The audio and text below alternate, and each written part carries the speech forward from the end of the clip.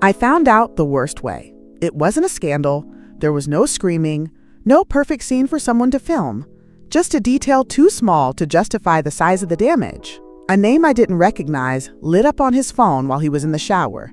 And in that instant, my body understood before my mind could accept it. I touched the screen and saw what I never wanted to see. Intimacy, consistency, lightness. As if another woman had become the place where he rested when he got tired of being my husband. What destroyed me most wasn't only the content, it was the naturalness. It didn't look like an isolated mistake. It looked like routine. I reread everything with my eyes burning, and each old message rearranged the last few months as if I were rewatching my own life and realizing the main scene had been happening off camera. Suddenly, I remembered the nights he came home late, and I swallowed my loneliness, pretending it was maturity. The moments when I tried to start a conversation and got silence. The times I thought the problem was me, my body, my routine, my energy, my age, my monotony. Hold on a second. Hit like, subscribe, and turn on the bell. Then drop a comment. What would you do next and why? When he came out of the shower, the truth was already lodged inside me like a weight. From that point on, everything in me split between two forces. One that wanted to leave immediately to save what was left of me, and another that still wanted to fight for the marriage as if fighting could erase what had happened. I should have left that night. But I didn't, and I hated myself a little for it. I stayed because there was still love, because there was history, because there was a fear I didn't like to admit. The fear of being replaced for good, as if my place could be filled effortlessly by someone lighter, younger, easier. I stayed because I didn't want to lose. And in that moment, I confused losing the marriage with losing myself.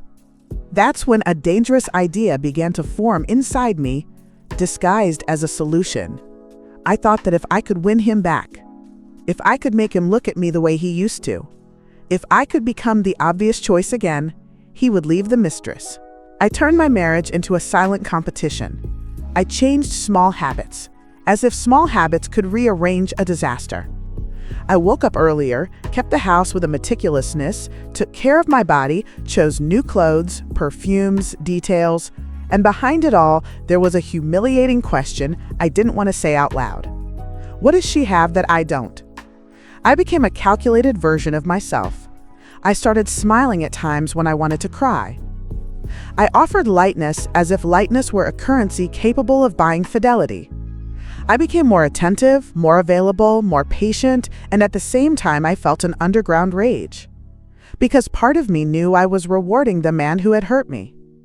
Even so, I kept going, because I clung to the smallest signs as if they were promises. A gesture a little kinder, a longer look, a touch that felt a little more present. I also started watching. I watched the way he held his phone, the way he stepped away when notifications came in, the tiredness in his voice when he got home, the way his presence always seemed to be somewhere else. I hated myself for becoming this vigilant woman, but I couldn't stop. I was trying to save something, and when you're trying to save something that's on fire, you do things you swore you'd never do. But the more I tried to win him back, the more a question rose underneath. If I won this competition and he left the mistress, what exactly would I have gained? A man who needed to cheat to recognize my value? A marriage that only holds if I'm performing an upgraded version of myself? I didn't just want him to end the affair. I wanted security, respect, truth. I wanted to be chosen without competition. I wanted to sleep again without that weight in my chest. I wanted to unsee what I saw, but I already knew that some truths, once seen, don't go back into the dark. It was at that point that I realized that winning him back, if it existed at all, couldn't be humiliation. I still wanted him to stay, but I began to understand I needed to set limits so I wouldn't disappear completely. I started reclaiming small pieces of myself, quietly. I started seeing friends again. I started filling my time with things that didn't revolve around him. I started listening to myself again, even if my inner voice was weak. And it wasn't an act of revenge, it was an act of survival. Because I understood that if I reduced myself to a strategy, I would lose more than a husband. I would lose my own identity. With that quiet recovery, something inside me straightened. I stopped trying to be perfect to deserve fidelity. I didn't become cold. I became aware. And for the first time since the discovery, I felt something like dignity slowly returning. I still wanted him to choose our marriage, but I no longer wanted to beat the mistress at any cost. I wanted a whole choice, a choice that didn't depend on me becoming someone else. I stopped shaping my days around his moods, stopped measuring my worth by the attention he gave me, stopped acting like I had to prove I deserved to stay. I started filling my time with my own things again, started seeing myself in the mirror without hunting for flaws to justify his betrayal, started breathing with a kind of calm I had forgotten. And it was exactly at that point, when I stopped being a woman trying to be chosen and became a woman who chooses herself, that I felt a change in him. It wasn't magic, and it wasn't a declaration. It was behavior. He started looking at me, started drawing close in a more natural way.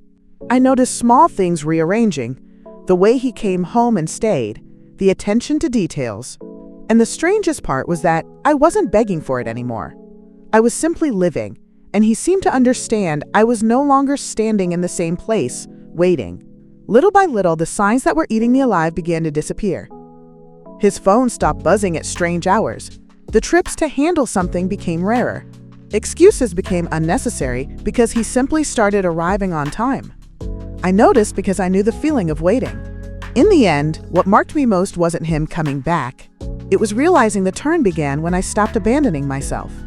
When I started living for me, treating myself like someone who deserves respect, like someone who doesn't accept crumbs, he began to value me too.